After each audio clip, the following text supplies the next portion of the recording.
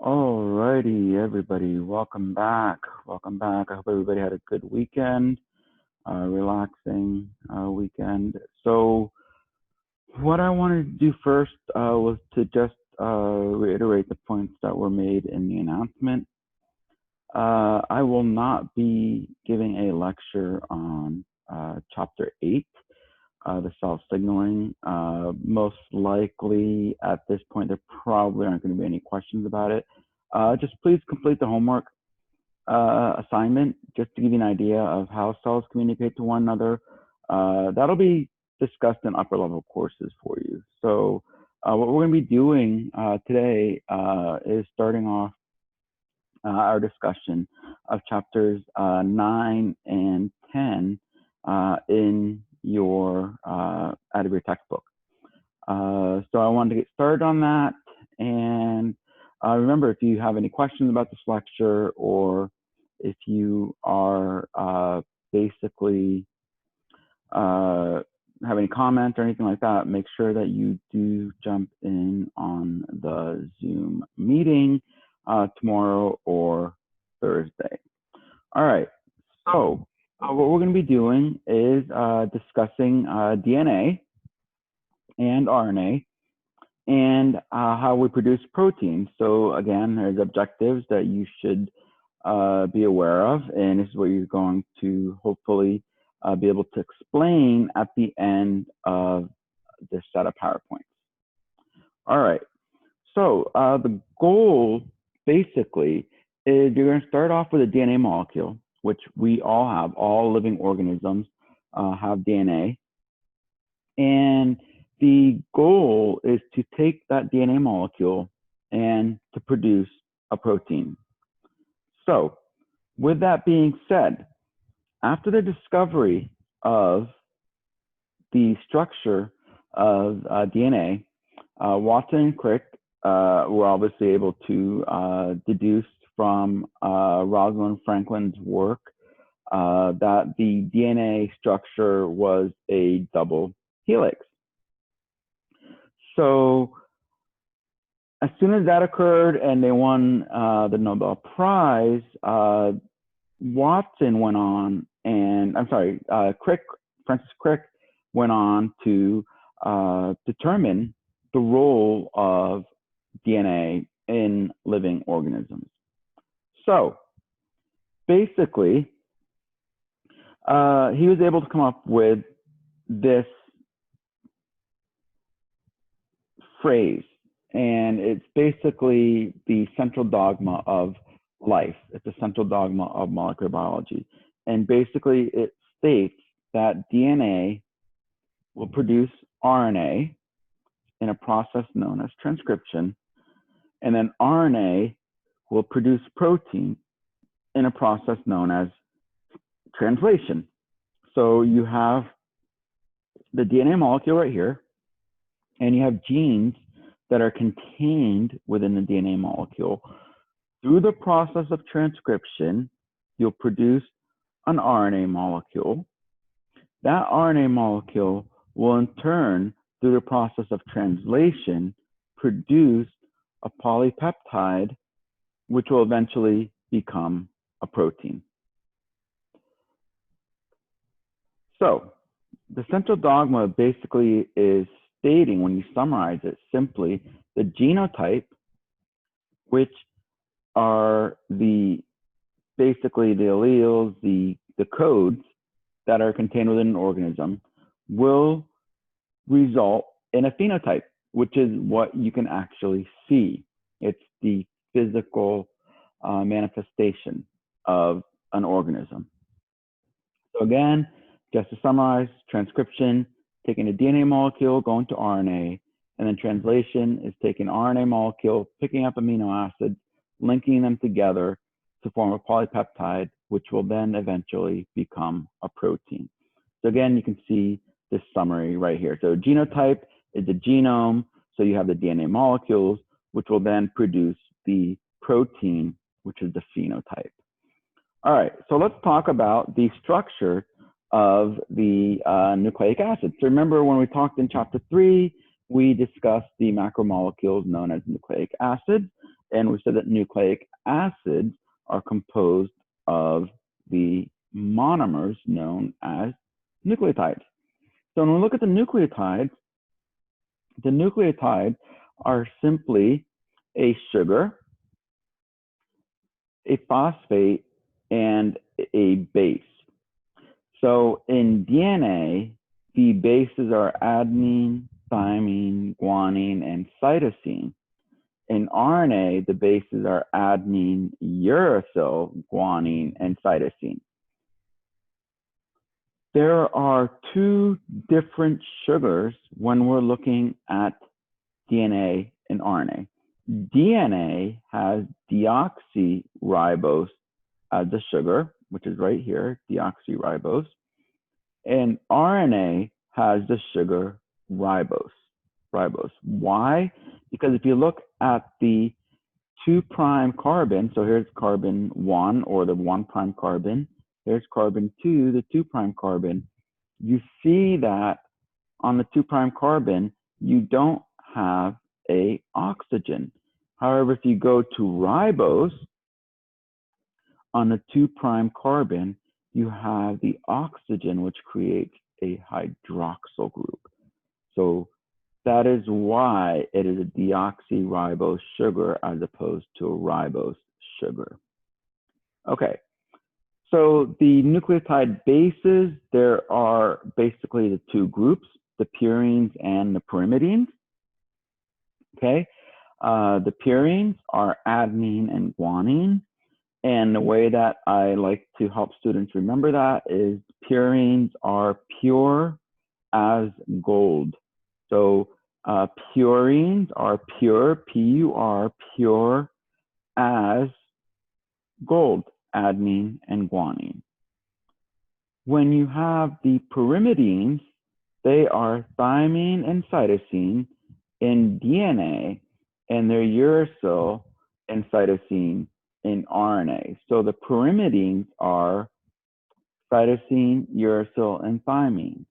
What's the mnemonic to help you remember that? Cut the pie. Cytosine, uracil, and thymine are pyrimidines. Cut the pie. I hope that helps. All right.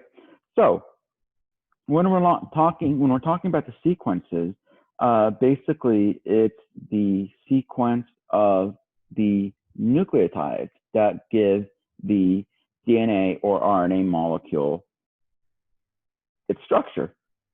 So the specific sequence is going to give you the specific DNA structure for that organism.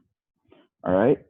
Nucleotides in DNA are going to form complementary base pairs where you always have adenine binding to thymine or uracil in RNA, and guanine binding to cytosine, which you have in both DNA and RNA.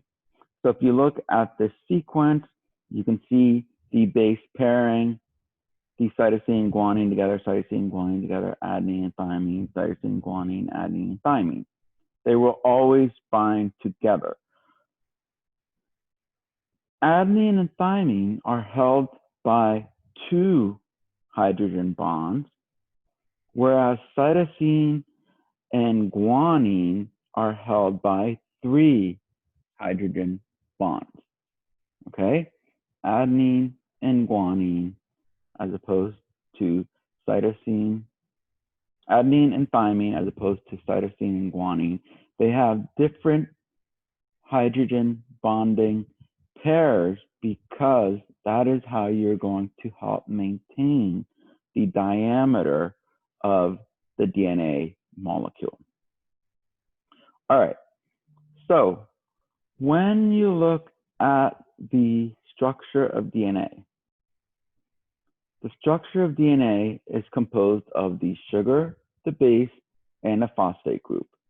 So if you look at the sugar for DNA is deoxyribose. The 4 bases that you have are adenine, thymine, cytosine, and guanine. The structure of DNA is a double helix, or it is double stranded. And basically you have the DNA molecule running, the two strands will run anti-parallel to one another. They're parallel, but they're running in different directions. So you can see the 5' end right here run into the 3' end on this strand, and then you go to this strand, you have the 5' end running to the 3' end. And that's going to be very important when we talk about the numerous processes that the DNA molecule is capable of performing, okay? The phosphate group will always be on the 5' end, and the hydroxyl group will always be on the 3' end. So you're going to have it running again, 5' to 3' or 3' to 5'. All right, the genomic structure of RNA, basically the sugar is a ribose, as we talked about earlier. The bases are adenine, uracil, cytosine, and guanine.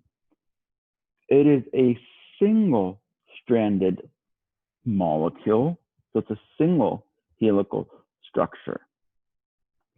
And basically, most of the time, you have a 5' to 3' running of the RNA molecule.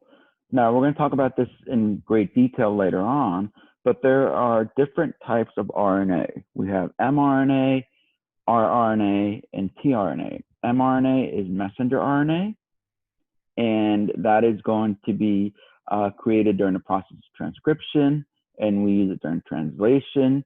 The transfer RNA, which we're going to use during translation, and the rRNA, which helps to build the ribosome and also is used for translation.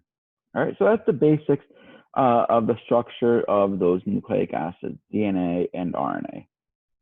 Again, looking at this image, you can see the comparison, and you can see the differences, okay?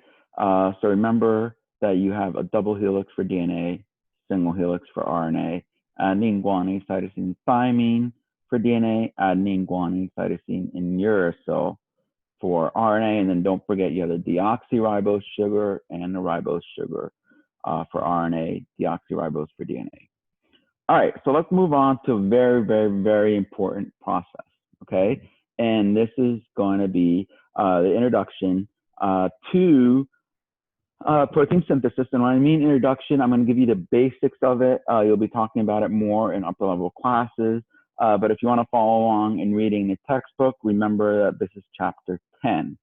So protein synthesis, which is also known as gene expression, okay, gene expression.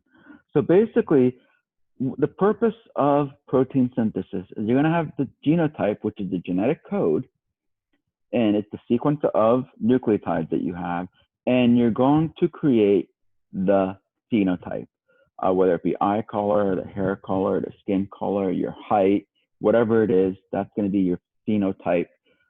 It's what you can actually see. So basically, what can you summarize from this? Simply put, that you are an expression of your proteins. Everything about you has to do with how your proteins were coded. Pretty cool. So again, looking at the similar diagram that we had earlier, you have a gene which is contained in the DNA. The DNA will in turn produce RNA via the process of transcription. Then the RNA will produce protein in the process of translation. And we're going to be talking about that. All right. So the genome, you have the genes, which are the exons, and basically the exons are going to be the coding DNA. So I remember exons as being expressed, okay? So the coding DNA, that means you're going to take the transcription and you're going to create the protein, okay? With the non-coding, the introns, basically they're not transcribed, but they can be regulatory protein, okay? And we're going to talk about that. So gene expression will occur in two main stages with three phases within them, okay? So transcription, where you're taking a DNA molecule and you're producing RNA, you have the process of initiation, elongation, and termination.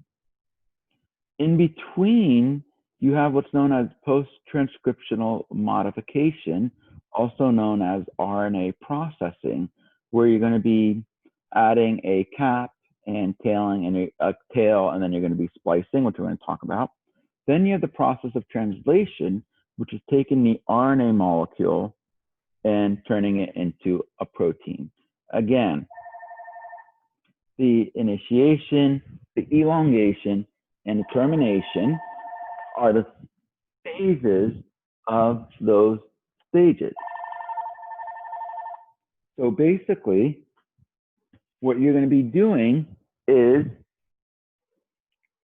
starting off with the process of initiation. So you're initiating the process, elongating. So what are you going to do? You're going to be lengthening sequences, whatever a sequence may be. It may be lengthening a RNA molecule in the process of transcription, or lengthening the polypeptide in the process of translation. So transcription or translation. All right, so let's talk about transcription.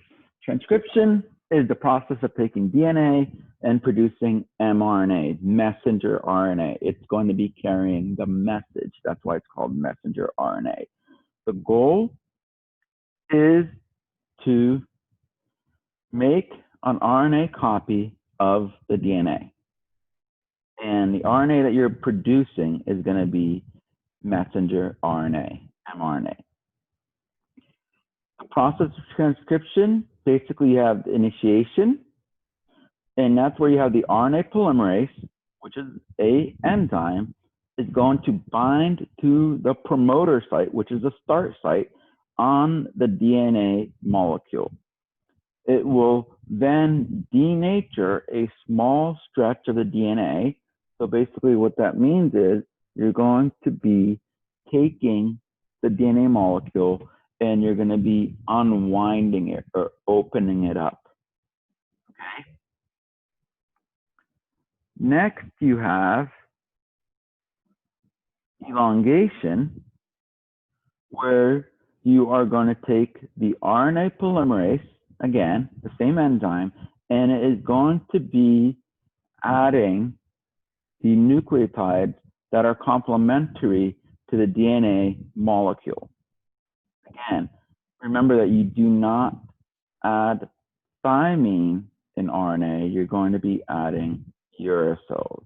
So whatever the complementary base pairs are, you're going to take and build the mRNA molecule using the RNA polymerase in a 5' to 3' direction, adding the complementary base pairs.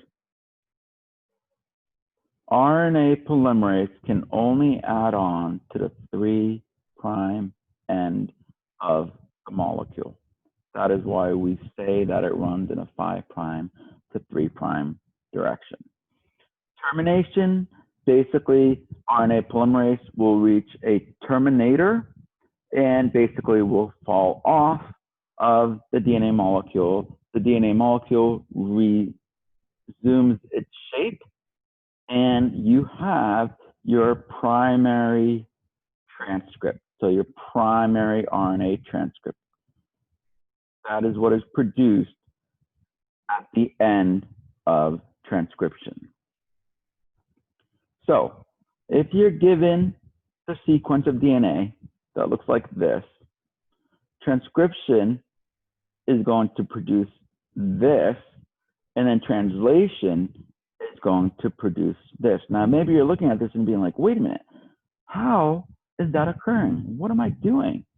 Well, each of these 3 letters here is called a codon. And a codon is a specific set of triplet nucleotides that codes for a specific amino acid. Where and how do we know that? Well, there is a genetic code that was discovered by Crick and his associates, and they were able to tie the codons to specific amino acids in life, basically essentially making this genetic code right here that you see universal to all life on Earth. Okay, pretty extraordinary. All right, so we have our primary RNA transcript that was synthesized. Now we need to make some changes to the RNA transcript that was assembled, because the RNA transcript that was synthesized, it was synthesized in the nucleus. The nucleus is a very safe, comfy location. Okay, it's like a baby's crib. However, we know that we do not build proteins in the nucleus. We build proteins outside of the nucleus. So we have to undergo certain processes in order to protect the code that is going to give you the protein. What are we going to do? We're going to add a 5' cap. That means we're going to take a modified guanine cap and add it to the 5' end of the molecule. Then we're going to add a poly A tail, which is simply multiple adenines linked together, and they can be anywhere from 50 to 250 nucleotides long, adenines long. Okay. The function of the 5' cap and the poly A tail, the 3' poly A tail, is protection of the code, and then also it's going to help in binding to the ribosomes, because you are going to eventually leave the safe place known as the nucleus and go into the cytoplasm or go to the rough endoplasmic reticulum. Third process that occurs during the post-transcriptional modification or mRNA processing is the process known as splicing. This is where you're going to cut or splice out the introns. So you can see introns here, you can see introns here, okay? They are non-coding. They do not have any information for the proteins that are going to be made. So basically they are removed, and then you take the exons and you link them together. It's similar to the way that you cut and paste in a Word document, okay?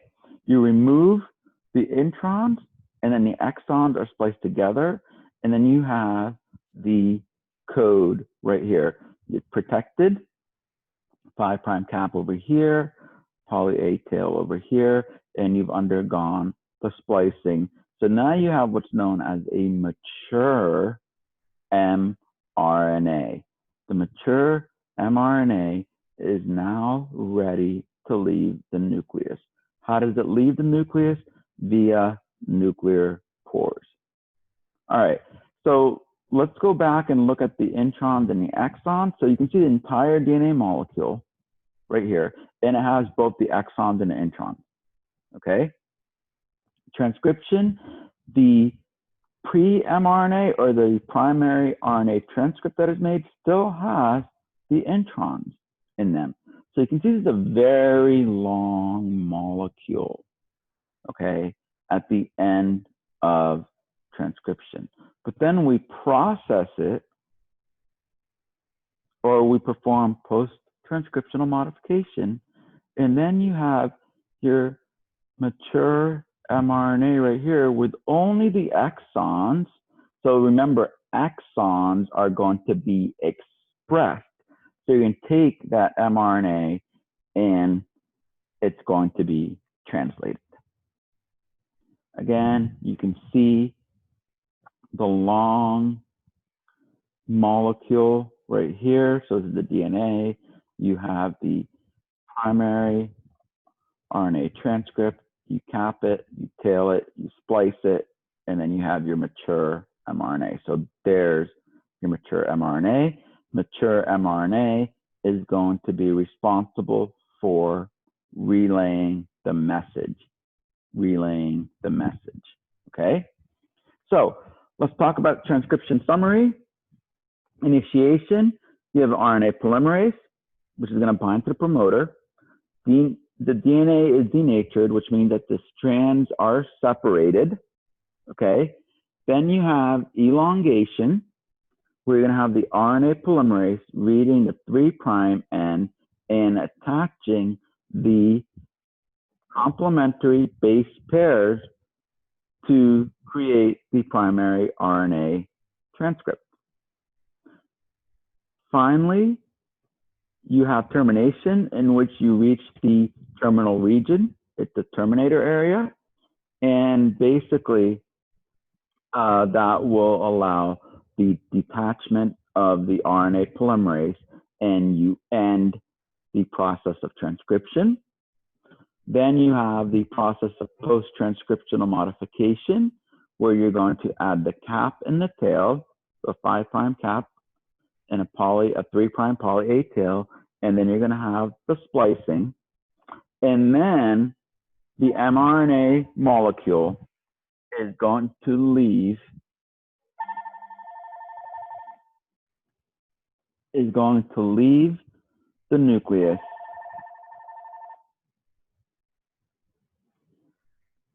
Sorry about that. It's going to leave the nucleus as a mature RNA and go to the cytoplasm. All right. So remember, if you have any questions about this, please email me, talk to one another, or jump in on the Zoom meeting. All right. Now we're going to talk about the process of translation. Translation is where we take that mature mRNA molecule and we produce a protein. So the structure of the mRNA molecule, you have 3 nucleotide sequences. That's what NT stands for, nucleotide sequences. Remember I talked about it? The 3 nucleotide sequences are called codons.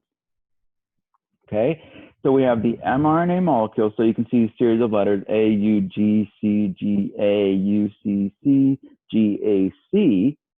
But if you break them down into 3, you can see that the codon is AUG, the codon is CGA, the third codon is UCC, and the fourth codon is GAC. And it's going to be very important because each codon corresponds to an amino acid. Very, very important. So what do you need in order to undergo the process of translation? You need the mature mRNA template. You need the tRNA, which stands for transfer RNA, and the job is to pick up amino acids and deliver them to the ribosome, or the growing mRNA complex, which will help to lengthen or contribute to the growing amino acid strand, the polypeptide. The ribosome, depending on whether it is free in the cytoplasm or bound, okay, depends on the type of protein that you are making. So if you are producing proteins that need to stay in the cytoplasm, then you are going to have a free ribosome building that protein. If it is bound, if it is a bound ribosome, that means bound to the endoplasmic reticulum, therefore you're on rough endoplasmic reticulum, that means you are going to be producing a protein that needs to leave the cell. Or you're going to be producing a protein that's going to be incorporated into the plasma membrane, or the membranes of organelles, or actual proteins that are going to enter and function in the organelles. All right? Very, very important distinction right here between free and bound. Please remember to ask if you have questions. All right, so the tRNA molecule is the molecule that is going to pick up the proteins and deliver them to the peptide so that you can create the polypeptide chain. The way that the tRNA molecule recognizes the protein it's going to pick up is via the anticodon. So it's going to be the codon that is complementary, which is known as an anticodon. Okay? It will then take the amino acid and carry it to the mRNA molecule. All right? So again, the tRNA has the anticodon located on it, which is complementary to a codon that is present in the mRNA molecule, and it knows to pick up the specific amino acid. For example, if the mRNA codon is CCG, the tRNA anticodon is going to have GGC. Therefore, GGC corresponds to the amino acid proline. And that is how it's going to pick it up and deliver it back to the ribosome. All right, so this is the amazing genetic code. You can see that the genetic code is what we call degenerate. That means that you have multiple codons for specific amino acids. And that helps because it will minimize the risk of mutations. For example, if you look here, leucine has 6 different codons that correspond. So if you make a mistake and you add a C instead of a U here, CUU, and you make CUC instead, hey, guess what? We're safe. It's still coding for leucine. So you can see that there are a lot of amino acids that have multiple codons on them. And that is really good. That is why it's called, that is why we describe the genetic code as being degenerate. Also, the genetic code is universal. That means that this genetic code applies to all the living organisms on planet Earth. Okay, that's mind-blowing. And this code was deciphered in the mid to late 60s by a gentleman named Bremer. Okay? So it's really important. And basically, that is how you can figure out the code for specific proteins. It's basically by looking at these codons, which match the mRNA molecule, and then you can build proteins. And there are a lot of websites that help you build polypeptides to practice the process of gene expression. So the process of translation, you're going to take an mRNA, which is a mature mRNA, and you're going to produce the protein. The codon, all proteins on planet Earth will start with the same codon. And I just always advise my students to memorize it. The start codon is AUG. AUG is the start codon. It will always code for the amino acid methionine. So all proteins on Earth will start with methionine. And if needed, you can remove it later, but most of the proteins are going to have methionine as the first amino acid. Okay, so if you look at this, it's AUG, CGA, UCC, and GAC. You can just go back and look at your code, and you can see AUG is the start codon, and it is methionine. All right, so protein is a polypeptide. But remember that a polypeptide is not a protein because you have to make modifications to the polypeptide in order for it to be called a protein. If you have a sequence of amino acids that is less than 50 amino acids, it is a polypeptide. If you have a sequence of amino acids greater than 50, then you have a protein. How are we linking these amino acids together? By the process of dehydration synthesis, and we are producing the peptide bonds. The ribosome is a very, very important structure. The ribosome is the protein synthesis factory. The protein synthesis factory. Okay, you start off with a large ribosomal subunit and a small ribosomal subunit. They come together and you have this important complex right here.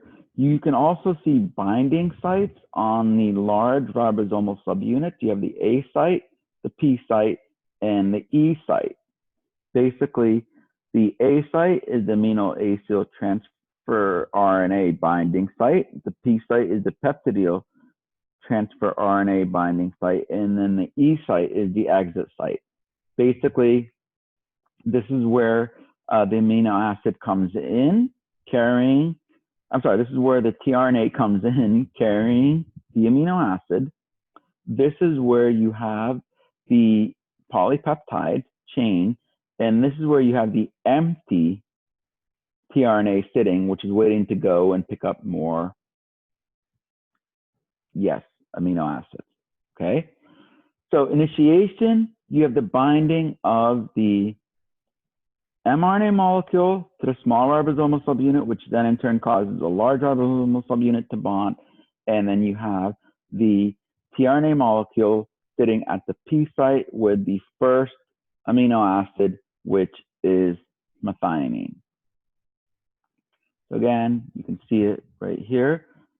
Again, see it right here. Elongation is where you're simply picking up the amino acid using the tRNA molecule, delivering it to the growing polypeptide chain, and then you have the empty tRNA molecule going to pick up more amino acids and bringing them back.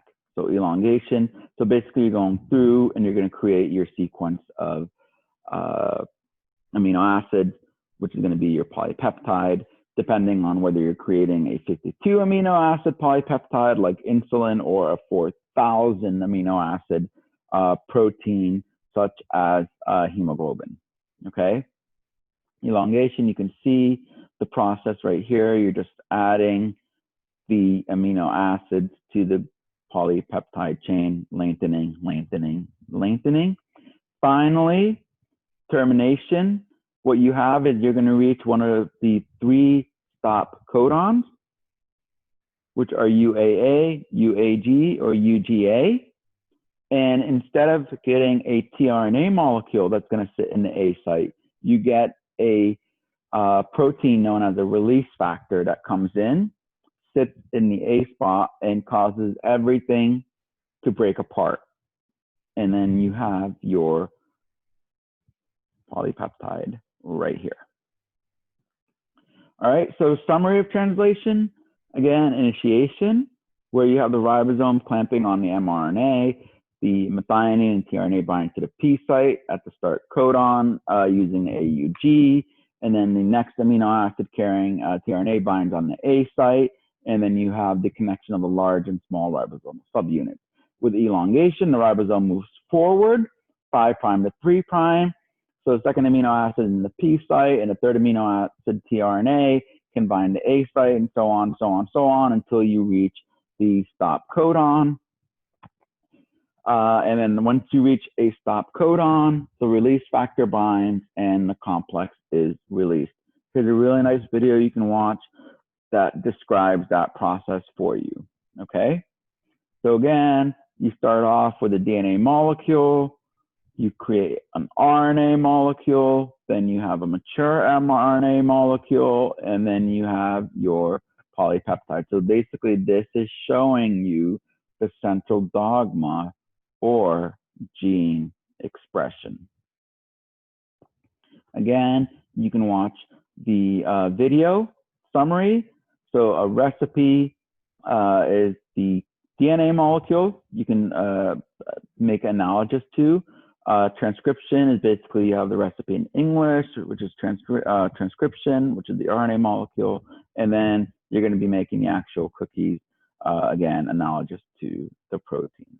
Please remember, if you have questions, feel free to send me an email or to jump in on the Zoom meetings every Tuesday and Thursday from 10 to 11. If you cannot make those meetings, send me an email and we can schedule time to meet together. All right, I hope that helped you. I hope that was understandable. And I will see you for our next lecture. Take care.